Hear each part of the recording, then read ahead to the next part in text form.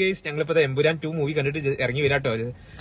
First day തന്നെ പോയി കാണുന്നുണ്ടായിരുന്നു, അങ്ങനെ കാണാൻ പറ്റി. ഫസ്റ്റ് ഡേ തന്നെ പോയി കണ്ടിട്ട് വരികയാണ്. അപ്പൊ അതിന്റെ എക്സൈറ്റ്മെന്റും അതിന്റെ ഫീലിംഗ്സ് ജസ്റ്റ് നിങ്ങളിലേക്ക് കൂടി ഒന്ന് ഷെയർ ചെയ്യണം തോന്നി. അപ്പം പടം കണ്ടിട്ട് അപ്പൊ ജസ്റ്റ് ഇത് പറയുന്നത് തീർത്തും എന്റെ പേഴ്സണൽ ആയിട്ട് അഭിപ്രായം മാത്രമാണ്. അപ്പം അത് ജസ്റ്റ് നിങ്ങളിലേക്ക് ഒന്ന് ഷെയർ ചെയ്യണം തോന്നി. അപ്പൊ ജസ്റ്റ് ഇങ്ങനെ പറയാണ്.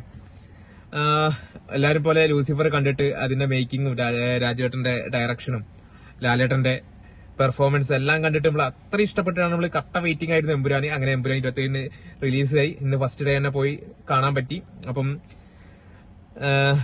എന്റെ ഒരു തികച്ചും പേഴ്സണലായിട്ട് അഭിപ്രായം പറയാണ്. എനിക്ക് ഇഷ്ടപ്പെട്ടത്, എനിക്ക് ലൂസിഫർ ആണ് ഇഷ്ടപ്പെട്ടത് എന്ന് വെച്ച് എമ്പുരാൻ സിനിമ മോശമാണെന്നല്ല. കാരണം എനിക്ക് ലൂസിഫർ ഇഷ്ടപ്പെടാൻ കാരണം എന്താ വെച്ചാല് എനിക്ക് സ്റ്റീഫൻ നെടുമ്പള്ളിനെയാണ് കാണാൻ പറ്റിയത്. ലാലേട്ടന് സ്റ്റീഫനായിട്ടാണ് കാണാൻ പറ്റിയത്, സ്റ്റീഫ് അച്ഛനായിട്ടാണ് കാണാൻ പറ്റിയത്. പക്ഷെ ഇത് എമ്പുരാൻ 2ലേക്ക് വരുമ്പോ എന്താ വെച്ചാല് നമുക്ക് ഖുറേഷി അബ്രാമിനെയാണ് കൂടുതൽ കാണാൻ പറ്റിയത്.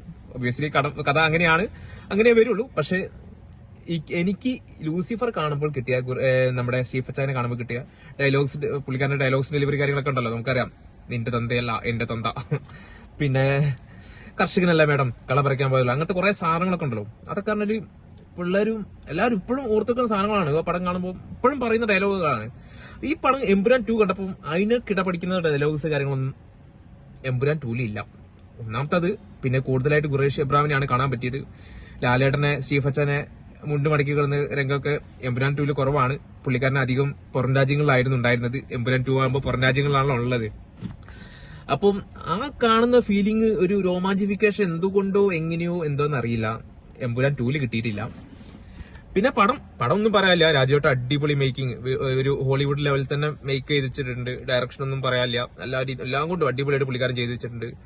പിന്നെ ഒരു ഇതായിട്ട് ബാക്ക്ഗ്രൗണ്ട് മ്യൂസിക് ഒക്കെ ഒരു എന്താ പറയാ, ഒരു കേട്ടിട്ട് ഒരു എനർജറ്റിക് ആവാൻ തോന്നിയില്ല. ഒന്നും നിൽക്കാനുള്ള സാധനം തോന്നിയിട്ടില്ല. അതൊക്കെ ഒരു ഇതായിട്ടോ. കഥ, സ്റ്റോറി കാര്യങ്ങളൊന്നും കുഴപ്പമില്ല, അടിപൊളിയായിട്ട്. ഇതിൽ മെയിനായിട്ട് നമുക്ക് സയ്യിദ് മസൂദ് അലി ഖാൻ, നമ്മളെ പൃഥ്വിരാജ്, രാജുവേട്ടന്റെ കുട്ടിക്കാലം, പുള്ളിക്കാരന്റെ പ്രതികാരം, ആ കാര്യങ്ങളൊക്കെയാണ് മെയിനായിട്ട് പോകുന്നത്. പിന്നെ വേറൊന്ന് ഹൈലൈറ്റ് ആയിട്ട് പറയേണ്ടത് നമ്മളെ മഞ്ജു ചേച്ചിയുടെ ഒരു ശക്തമായിട്ടുള്ള ഒരു കമ്പാക്ക് ആട്ടോ ഈ മൂവി.